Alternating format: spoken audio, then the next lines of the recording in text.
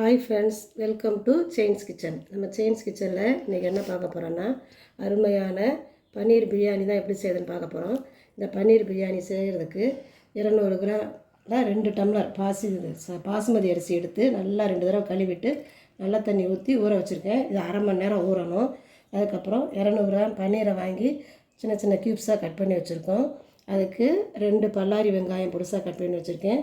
ஒரு பெரிய சைஸ் தக்காளி, ஒரு பச்சை மிளகாய், கொஞ்சம் முந்திரி பருப்பு, ஒரு சின்ன பட்டை, ஒரு பிரியாணி இலை, இதை வதக்க போகிறோம். அதுக்கப்புறம் இந்த பொருட்கள் பாருங்கள், ஒரு கைப்பிடி புதினா, ஒரு கைப்பிடி மல்லி இலை, கொஞ்சம் பூண்டு, இஞ்சி, சின்ன வெங்காயம், இன்னொரு பச்சை மிளகாய், இன்னொரு சின்ன சைஸ் தக்காளி, இதை தனியாக அரைச்சிக்க போகிறோம். அதுக்கப்புறம் இது பாருங்கள், நம்ம ஹோல் கரம் மசாலான்னு சொல்லுவோம் இல்லையா, அது ஒரு வரமல்லி, கொஞ்சோண்டு சீரகம், கொஞ்சோண்டு மிளகு, சோம்பு, கசகசா, 2 ஏலக்காய், 3 கிராம்பு, ஒரு நட்சத்திர சோம்பு, கொஞ்சோண்டு கல்பாசி, இதுகளை தனியாக ட்ரை ரோஸ்ட் பண்ணி பவுடர் பண்ணிக்கிடுவோம். இதை விழுத அரைச்சிக்கிடுவோம். இதோடு அரைக்கும் போதே இந்த தயிரையும் போட்டு நம்ம அரைச்சிக்க போகிறோம். இப்போ இந்த பன்னீரை நம்ம எண்ணெயிலையோ இல்லை நெய்யிலையோ போட்டு ரோஸ்ட் பண்ணியும் போடலாம், நம்ம அப்படியேவும் போடலாம்.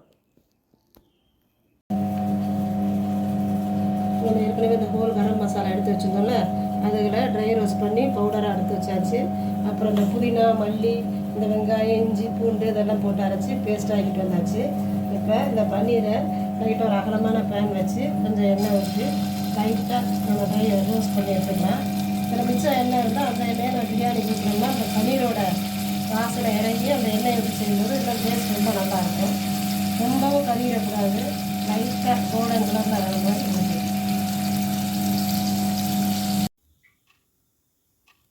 நம்ம ஸ்டவ் ஆன் பண்ணிவிட்டு ஒரு குக்கர் வச்சாச்சு. அந்த குக்கரில் ஏற்கனவே நம்ம இந்த பன்னீரை ஃப்ரை பண்ணோம்ல, அதில் மிச்சம் இருந்த எண்ணெயை ஊற்றிட்டு கூட ஒரு ஸ்பூன் எண்ணெய் ஊற்றியாச்சு.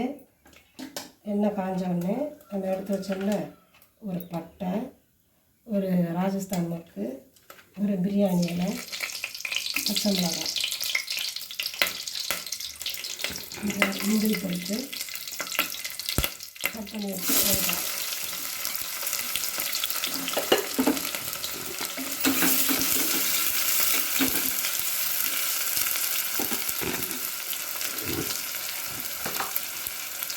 வெங்காயம், வெங்காயம் நல்லா சீக்கிரமாக வதங்கிட்டாங்க. கல் உப்பு,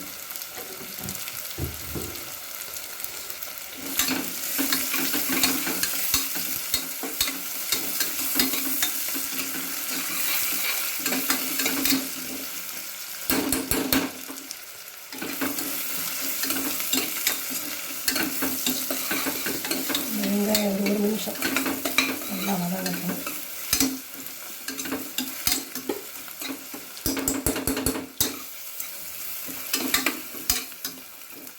கட் பண்ணி வச்சு தக்காளி கொஞ்சம் நல்லா குலைவாகட்டும். அதுக்கப்புறம் தான் நம்ம இந்த இட்லிகளை தான் போடணும்.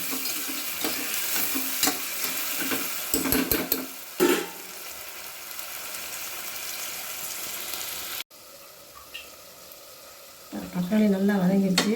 இப்போ இதுக்கு 1 ஸ்பூன் வத்தப்பொடி, 1 spoon biryani masala, 1/2 spoon garam masala, 1 spoon மஞ்சள்தூள் எல்லாம் போட்டு அதை ஏற்கனவே அரைச்சி வச்சுருந்தோம்ல இந்த பொடி, அதையும் போட்டு அந்த பொடியை போட்டு வதக்கும் போதே வாசனை பாருங்கள் கனகமாக வரும். நம்ம நல்லா எல்லாம் ட்ரை ரோஸ்ட் பண்ணி வறுத்துருக்கோமா, அதை போட்டோடனே வாசனை சூப்பராக இருக்கும். அதுக்கப்புறம் நம்ம அரைச்சி வச்சு இந்த விழுது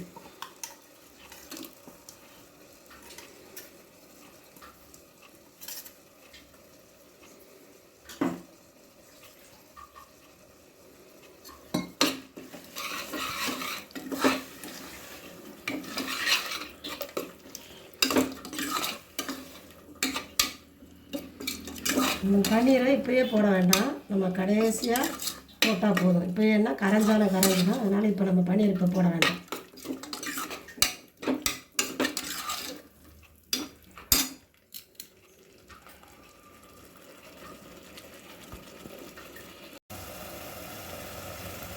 நல்லா நம்ம போட்ட பொருள்கள்லாம் வதங்கி இந்த எண்ணெய் பிரிஞ்சு வர ஆரம்பிச்சிச்சு. இந்த ஸ்டேஜில் நம்ம தண்ணி 1 டம்ளர் பாசுமதி அரிசிக்கு 1.5 டம்ளர் தண்ணி. நம்ம 2 டம்ளர் எடுத்து வச்சுருக்கோம்ல, அதுக்கு 3 டம்ளர் தண்ணியை அளந்து வச்சுருக்கேன். பாசுமதி அரிசி 1/2 மணி நேரம் ஊறி இருக்குது. நல்லா தண்ணியை வடிகட்டி வச்சாச்சு. இப்போ இந்த தண்ணி கொதித்த பிறகு நம்ம அதை போடலாம். தண்ணி நல்லா கொதிக்கட்டும். தண்ணி கொதித்த பிறகு நம்ம உப்பை செக் பண்ணணும். ஏற்கனவே நம்ம சொன்ன மாதிரி தான் உப்பை செக் பண்ணும்போது ஒரு கல் உப்பு கூட இருக்க மாதிரி பார்த்துக்கணும். தண்ணி நல்லா கொதிக்கட்டும். தண்ணி நல்லா கொதிச்சிருச்சு. இப்போ நம்ம இந்த ஊற வச்ச பாசுமதி அரிசியை நம்ம போட்டுறோம்.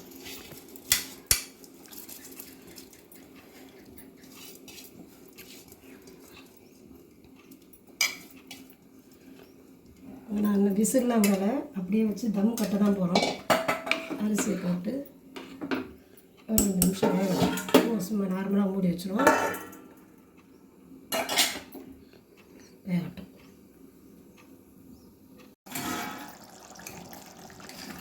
இந்த போட்ட அரிசி சேர்ந்து வெந்து கொஞ்சம் போல் தண்ணி இருக்கா. இப்போ நம்ம எடுத்து ஃப்ரை பண்ணி வச்ச பன்னீரை இது மேலே போட்டோம்.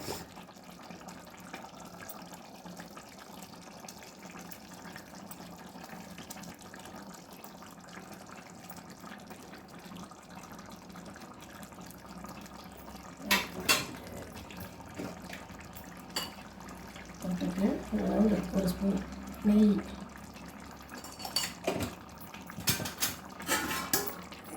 நல்லா மூடி ஃபுல் வெயிட்டை தூக்கி மேலே வச்சிட வேண்டியது. வச்சுட்டு கரெக்டாக 10 நிமிஷம் கழிச்சு நம்ம ஆஃப் பண்ணிடலாம்.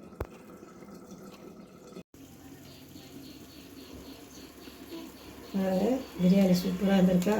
பன்னீரும் கரையாமல் நல்லா வந்திருக்கு. எப்போயுமே நம்ம இந்த பிரியாணி இந்த ஓரத்துலேருந்து வேங்க ஒட்டாமல் வாசனையும் பாருங்கள் அவ்வளோ சூப்பராக இருக்குது. சுவையான பன்னீர் பிரியாணி நம்மளுக்கு இப்போ தயாராகிடுச்சு.